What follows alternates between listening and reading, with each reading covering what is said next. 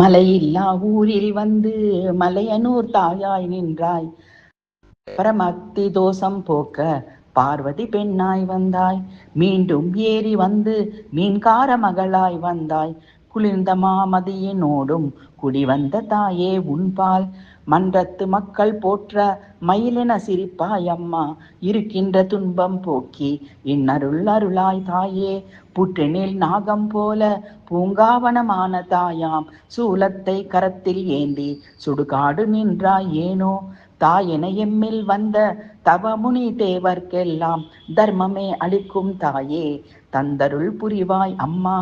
பெண்ணென பிறந்தா ஊரில் பெருமதி தந்தாய் நேரில். தத்து நீர் குளத்தில் ஆடும் தாமரை முகத்தாள் அம்மா. செஞ்சடை சிவனார் மேலே செம்மணி ஆன நங்கை பத்தினி பெண்டிற்கெல்லாம் புத்திர பேரு தாராய்.